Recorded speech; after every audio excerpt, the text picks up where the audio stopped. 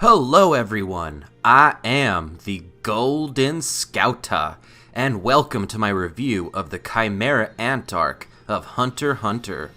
The Chimera Ant Arc is without a doubt one of the best anime arcs I have ever seen.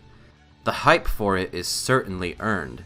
I remember anime Twitter several years ago was filled with profile pictures of many of the ant characters, and after only recently completing it back in early 2020, I can fully understand why.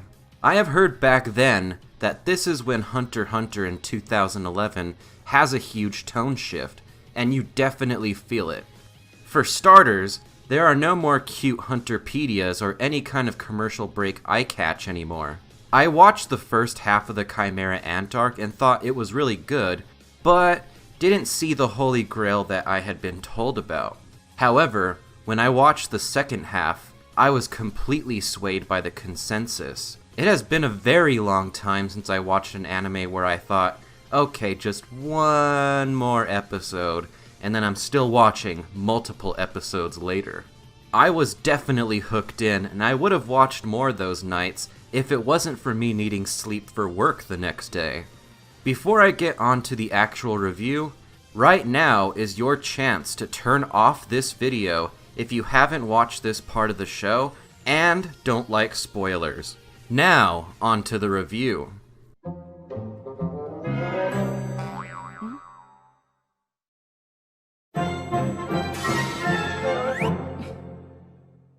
The Chimera Ant Arc has a lot going for it.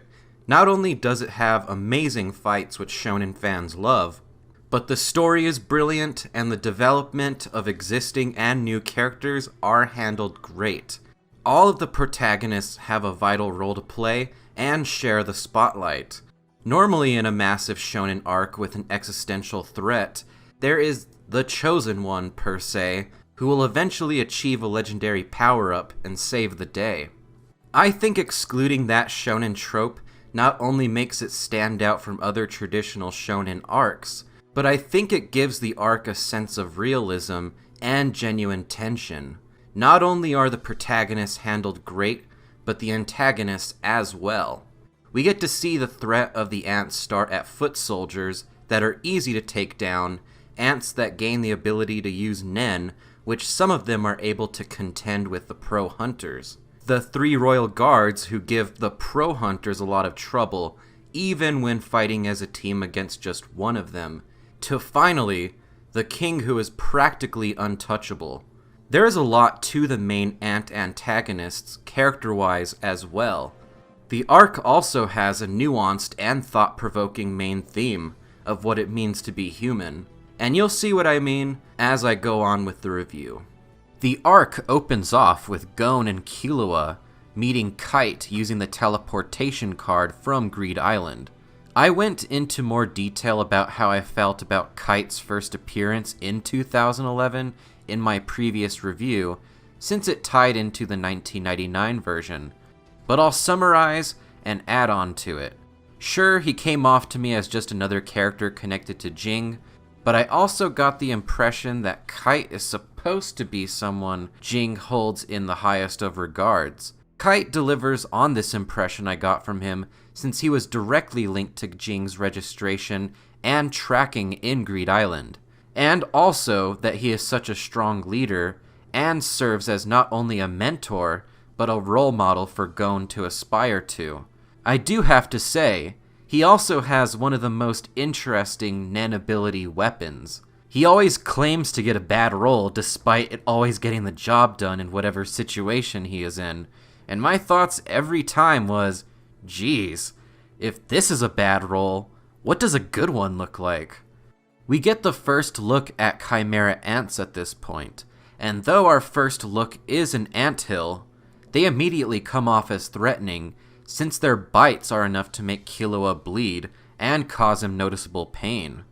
I do have to say, I was initially in doubt that this arc would be as great as I had heard at the beginning, based on how slow the first bits were with all the exposition about the Chimera ants. I did remain hopeful since the Chimera Ant Queen appeared right away.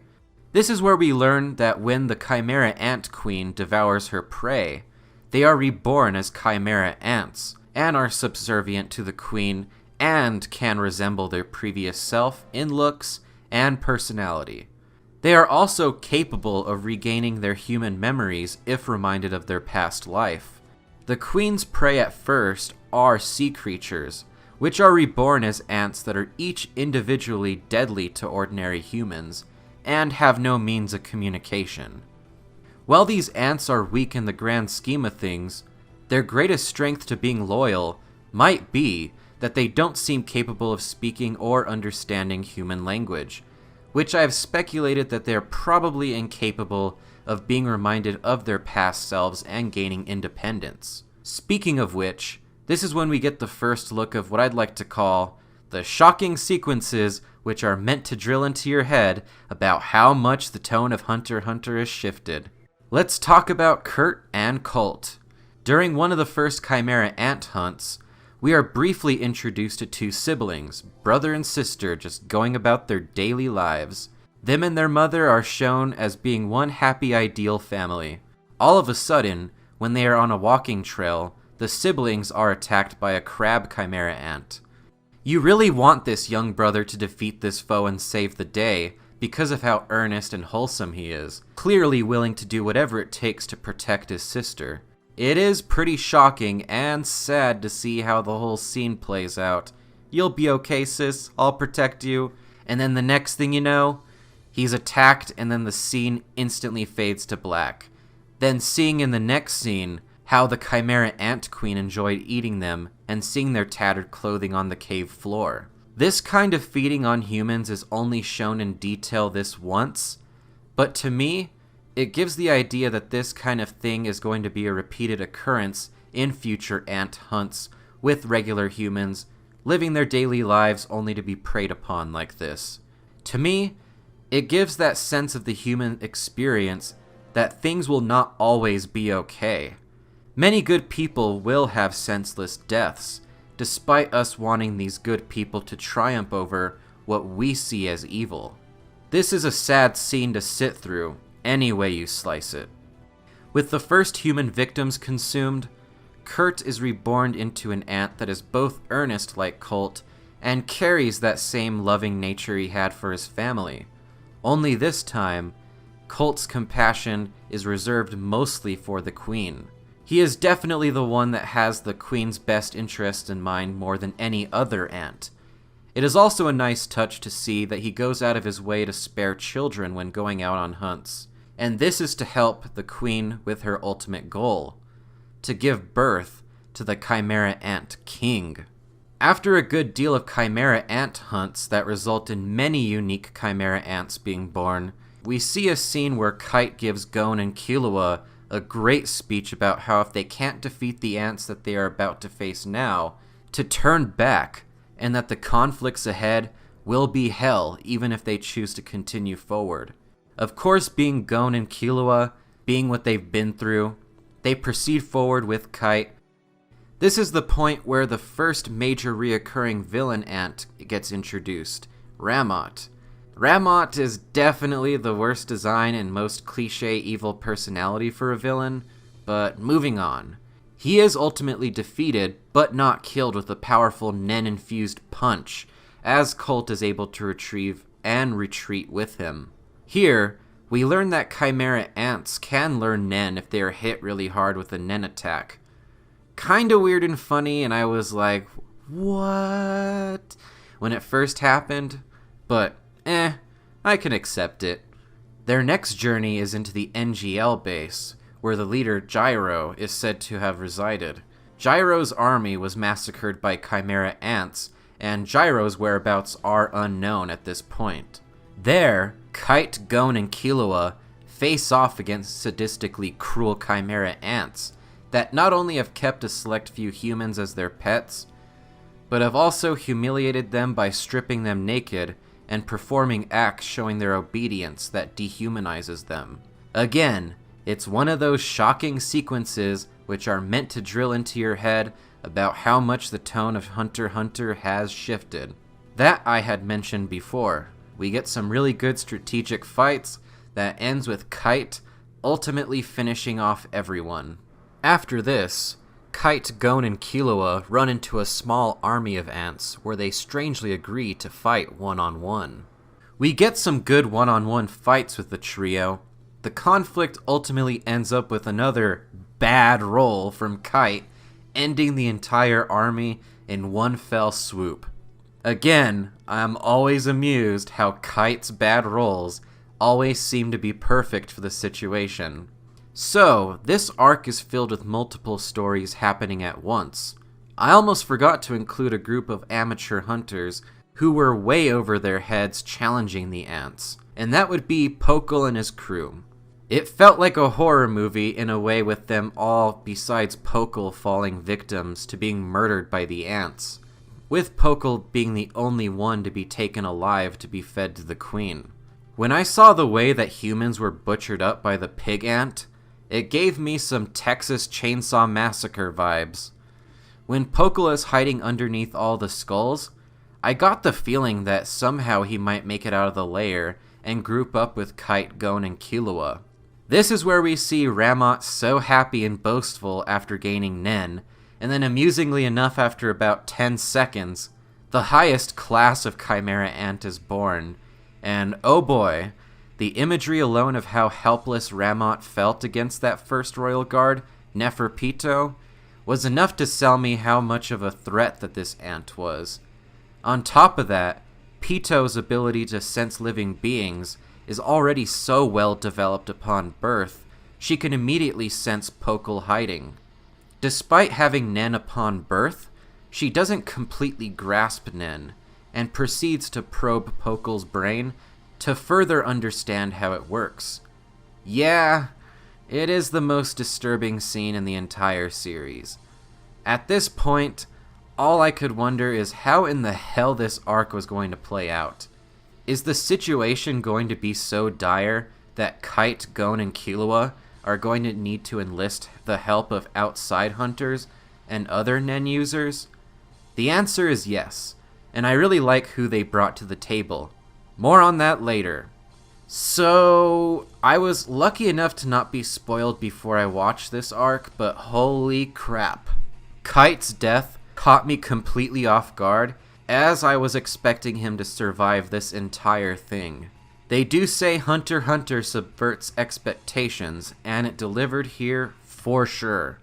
After Gon and Killua retreat from the NGL, they have more training to face. I was pretty happy to see Bisky again. She is my second favorite Hunter x Hunter character, so how can you blame me? At this point, we are introduced to 4 pro hunters who are in the same league as Kite. I'll go down the line and tell you all what I think of each of them. Moral has always struck me as a cool, calm, and collected guy with a sensitive side. His Nen ability is extremely unique, with him being able to create objects out of smoke and control them. He is definitely a master of more than one Nen type just looking at this ability. I would say he is a master manipulator and a master of transmutation on his ability, especially considering the smoke barrier he was able to create later in this arc. I do have to say, I do like how him always remaining calm and hatching strategic schemes is what gets him to get the victory over 2 powerful Chimera Ants he fights, not to mention survive against the Royal Guards. Shoot is a very conscientious character who seems to have a sense of honor, and also kind of stuck in his own shell when he's introduced. He is for sure a manipulator and conjurer, with how he can control disembodied hands, and can conjure up his Dark In technique, which makes his opponents lose their focus and go mad. His fight against Yuppie was a great moment for his character, allowing him to finally come out of his shell and make full use of his abilities. Nove is methodical and seems like a natural leader and King Bee. He gives the vibe of almost being like a James Bond type character when we first meet him, in looks, and how he doesn't shy away from going on the palace mission on his own. I thought he was going to be a centerpiece in this arc with his ability that I can't quite pinpoint what type of Nen user he is. Conjurer and Specialist is my best guess, with how he can create teleportation portals. I would never guess that a character of this type would get what seems like PTSD from sensing a royal guard's aura being unleashed and just merely imagining being tortured. It is quite unexpected to see the strong personality he had when we first saw him crumble before our very eyes, and also see what it seems like for him to be aging in front of our eyes. I immediately remembered the narration from earlier in the series that Nen mastery slows aging, so it could be that Nove does not have complete mastery over Nen after being this traumatized. Knuckle has a very tough guy and impulsive attitude, but with a sensitive side like Moral. He is basically a grown-up version of Kuwabara. Gotta stick a Yu Yu Hakusho reference in here somewhere. Based on Hisoka's Nen personality theory, and how he has a similar personality to Leorio, he has to be an emitter. With the bankruptcy Nen ability, it's hard to pinpoint exactly what other Nen mastery he has. With Knuckle, he is in the dead center of most of the conflict with the palace invasion. He has so many great moments with Moral, Shoot, and Meleoron, and though his Nen ability is never fully utilized against the royal guards, like how it was used against Gon, it got some good chuckles out of me about how the teddy bear-like thing kept getting smacked away out of annoyance by Yuppie. So, speaking of Knuckle locking Gon's Nen for a month, Palm is a really amusing character, and I think she is extremely underrated. When she is reborn as an ant, I got some pretty strong Alucard vibes by her initial design, and thought the idea of her being reborn to be more resilient to gaining memories of her previous self was a nice touch. Her ability also carried over in a really nice way. But Gon and Palm's date does go into Killua's main character development in this arc. I really enjoyed Killua's breaking away from what I've always considered an abusive and controlling relationship he had with his brother Illumi, by removing the needle and decapitating Ramot. I did expect Ramot to survive longer, but I guess I'm not too surprised in retrospect, since Pito's introduction did everything it could to make him seem as pathetic as possible, and it wouldn't have been the greatest idea to have him be any kind of real threat to the protagonists after that. But back to the relevant subject of Killua removing Illumi's needle, and his friendship with Gon. I have heard legit criticism about how Illumi's needle being a physical block rather than we thought was a mental block isn't nearly as compelling, and I can't help but agree. I think it would have been better for Killua to conquer his own demons and fears that have been metaphorically drilled into his head by his brother, rather than literally. But with how important Killua's friendship with Gon is to him, to where he does everything he can to break away from being controlled, even when he is being told that the enemy could kill him, and pretty much denouncing his brother, has always spoken to me of a life lesson. Blood is not always thicker than water. To break things up, I'll briefly talk about the Phantom troops dealing with the ants that created their own hive. This was for sure satisfying seeing the Phantom troop defend their territory and deal with the crew of ants that have made short work of the amateur hunters. We got to see some of the troop members actually display some of their Nen abilities and a new recruit, which happens to be another one of Killua's siblings. I must say that this was an excellent way to bring the troop back into the story, and the fights are top tier, quality shonen material. Now, finally, on to what many of you have been waiting for. I'm going to dedicate this section all to Meruem.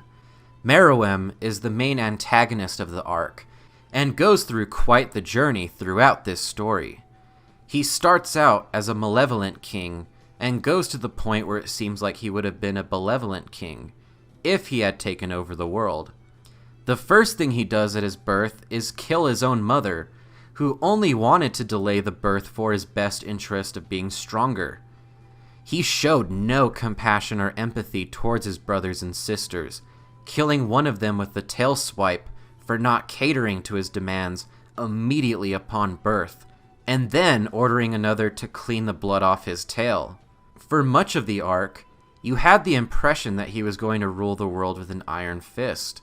The 3 royal guards are the only ones who are completely and utterly loyal to him, and Meruem did not even show a drop of humanity towards them, even when Pito offered advice on how to satisfy his hunger when hunting humans. It was met with Meruem smacking her with the intent of killing her for daring to speak up without his orders. He wanted things done his own way, and anyone who questioned or even suggested a better way of doing things was not tolerated to him in the slightest. He was truly a cruel king at the beginning. He was so cruel that any ant who had regained their humanity, such as Icalgo and Melioron, immediately turned against him, recognizing that he does not have anyone's best interests in mind and would kill them without a second thought.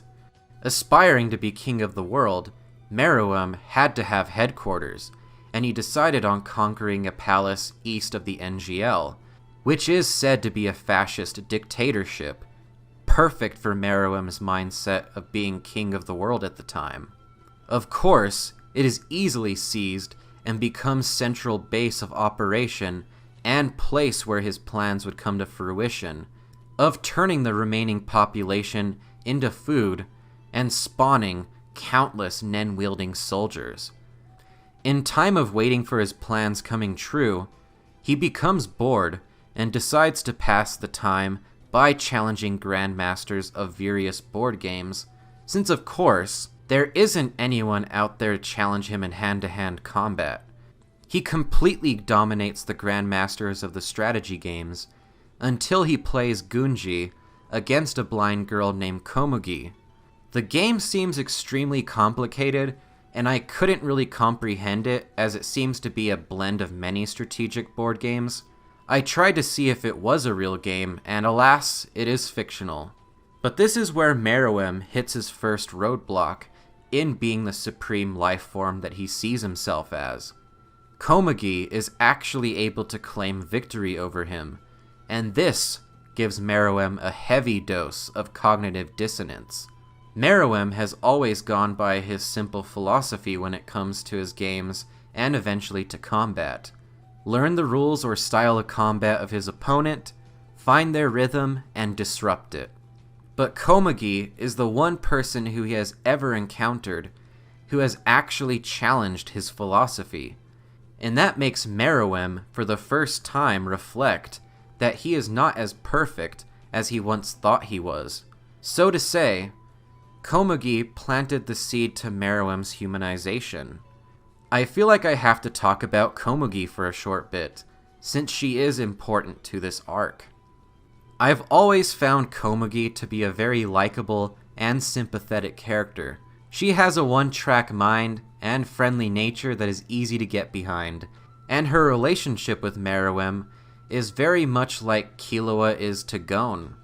It immediately struck me with the parallels. Meruem means the light that illuminates all, and Killua has referred to Gon as light itself. Both Komugi and Killua both are masters at their respective crafts, Gunji and being an assassin respectively, and both of them find happiness in being close to Meruem and Gon. It's also interesting, as many say, that Gon and Meruem go through opposite journeys in this arc. Gon goes from his usual wholesome self to one consumed by revenge and bloodlust for Pito, so much to the point that he is willing to kill Komugi, a completely innocent person, if Pito doesn't heed his demands. With Meruem, he goes from mercilessly killing the penguin for daring to try and help his dying mother instead of immediately catering to a petty demand, to merely knocking out Knuckle and Melioron, who both of them were actively conspiring to kill him. Yeah, he did tell Yuppie and Poof to interrogate them, but something tells me that the freshly born Meruem would have chopped off some limbs and delivered the two that way to be tortured to draw out information out of them, the way that Nove feared that he would be tortured. I think now is the perfect time to delve into the palace invasion. I could gush over how great the fights are and how tension-filled the overall mission is all day long, but I will delve into the major characters, events, and an important theme that really stuck out to me. First, I want to talk about the narration that is very abundant in this portion of the story. I think the narrator really shines during the Netero and Gyro portions of the story, and the explained character decisions as well. However, while it did explain the character decisions well, I would have preferred many of the decisions were explained after the characters have made them, rather than before. I'm not saying the narrator shouldn't have explained things in the first place, more so that it would have been a little bit more interesting for us to guess what certain characters were going to do, or what they were thinking in the moment, after they had made the action, rather than before they had made the action. I have to clarify that, since I know the narrator is a polarizing element to this portion of the arc. With that out of the way, I must talk about the Royal Guards. All of them have huge character developments and different mindsets in the way that they serve the king, despite each of them being equally loyal. Yuppie, an obvious enhancer, with how much of a powerful, impenetrable force and wall he is, starts off as a classic guardian you would see in almost any form of media. Until you get to know what these type of characters are all about, they're first shown as stoic, utmost loyal, selfless characters who will do anything to serve their lord, master, or king, even if they have conflicting feelings when it comes to their wishes and desires. We see during the fight with Shoot, Knuckle, and Moral, he begins to show a sense of honor, compassion, and gratitude, since he does spare all of them in the end. He also shows the human condition of having conflicting feelings, knowing he should eliminate threats to Meruem, but chooses not to, having gaining these new senses and feelings. I do have to say, I thought Godspeed Killua would be the one to finish him off. And yes, Killua was really awesome when he had that active. If there was one of the Royal Guards who should have survived this arc, it should have been Yuppie. He is the one with the least sin out of the three, and it would have been great to see how someone moves on and continues life after losing what they saw as their life purpose. He dies off screen, so there isn't quite the sense of what his final moments were like, unlike the other two. Pito, who is stated to be a specialist, starts off with two sides to her, a playful side and a sadistic side. She starts off as an obvious clear-cut villain, finding amusement in torturing Pokal and also killing Kite and reanimating his corpse for fun and as a training tool. Eventually, her devotion to Meruem makes her grow to where she is willing to serve him to the point of genuinely having his best interests in mind, and even shows regret for killing Kite when she reveals his fate to Gon. Even when she is killed by adult Gon, she dies happy in knowing that she did everything to protect Meruem, that Gon used power she feared might have been a match against the king, against her. Yes, adult Gon was pretty damn epic, knowing that in that moment, he supposedly achieved the very pinnacle of strength he will ever be capable of, and how it came with a great price. One small criticism on the design, the Tower of Hair is pretty silly looking. So with Poof, a clear manipulator, starts off very level-headed, going with the flow of life, and happy with the direction the king was headed. It's pretty obvious how powerful he is, due to him being able to control countless humans at once. However, with him, Komugi throws his flow out of balance. He hates Komugi from the moment she is introduced, and his hatred for her grows and grows. He begins to lose composure and delve further into madness as the arc goes on. This is because of the way he views Meruem. He is a character who is completely resistant towards Meruem's growth. He is more in love with the king he wants to serve, rather than who the king is and becoming. The king who rules with an iron fist, rather than one that shows any kind of benevolence. And a benevolent king was exactly where he was headed if he had ruled the world. You see the total breakdown of Poof when he gets one last chance to kill Komugi when Meruem loses his memories, and before he can remember her, he ultimately fails. Poof dies broken, miserable, and alone, the complete opposite of how Pito died. Last but not least, on to the climax and most epic fight of the series, Meruem versus Netero. When I first saw the Hunter exams, I would have never guessed for a second that Netero would be deemed as the most powerful hunter in the world. His backstory was quite interesting, and the narrator explaining his feats completely sold me on how he earned this title. Their fight is without a doubt one of the greatest fights in any piece of media, let alone shonen. It is a battle between two beings, one being born with the greatest of abilities, versus one who has trained his entire life to acquire the greatest of abilities. And even then, is only really at a clear disadvantage due to being well past his prime. Even before the fight, we see that Netero is not having any of Meruem's negotiations and willingness to spare his life. I almost thought that Meruem was the reasonable one here until I was reminded, oh yeah, Meruem still wants to take over the world despite everything, and if his army is hatched, they will kill in the name of the king. It's pretty much impossible to wake up that amount of ants to their previous life and regain their humanity, given the numbers. So during Netero's backstory, there is something that really stuck out to me that I had mentioned before, and that is the idea of humans historically being infinitely more evil compared to what the Chimera Ants have ever done at this point. While we have seen Chimera Ants prey upon humans, even the innocent ones, it has always been done as a mechanism purely for survival of the species. Though humans are naturally collaborative, and that's how we form families, villages, and societies, humans are also naturally competitive, often to a fault. While there is no harm in friendly competition, it can be taken too far when competition involves competing for hierarchy, which I deem as the lust for power. And power corrupts, especially humans competing to be at the top of these hierarchies. The most powerful nations and empires throughout history have often ruled with an iron fist, waged war, engaged in imperialism, developed an us versus them mentality towards our fellow human beings, in the name of extending their power and preserving their place in the hierarchy that they think they and their territory rightly deserve.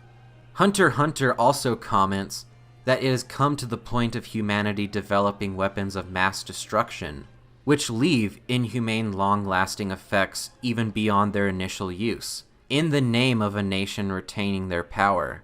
Back to Netero and Meruem.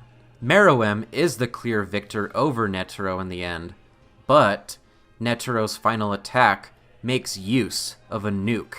It isn't a super awesome Nen attack, but is something straight out of our own world in reality that takes down the Chimera Ant King.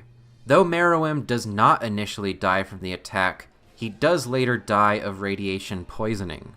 Poof and Yuppie sacrifice a majority of their powers to heal the king, only for all three of them to die later. Meruem has also lost much of his memories at this point, and I think a powerful scene with how far he's come was how he humbled himself in front of a fellow ant, Palm. It definitely shows how much he has grown from the beginning. The finale was very heartfelt that Meruem chose to die alongside Komugi, and how she was also satisfied dying alongside him. What a way to end this arc, along with the epilogue, with all of the survivor ants going their own way and live out their own lives. I am interested to see how Gyro will be handled in the future, along with the reborn Kite.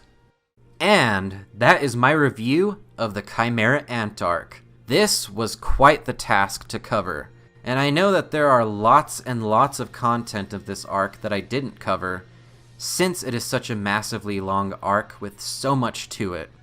Please, leave comments on anything you wish to discuss further, and just any general thoughts you have about my review or Hunter x Hunter. Everything helps and will definitely motivate me to make more anime videos in the future. The next Hunter x Hunter review will be on the 13th Chairman arc, and delving into the manga a little bit. Until that time, thank you everyone for watching, and have a great day.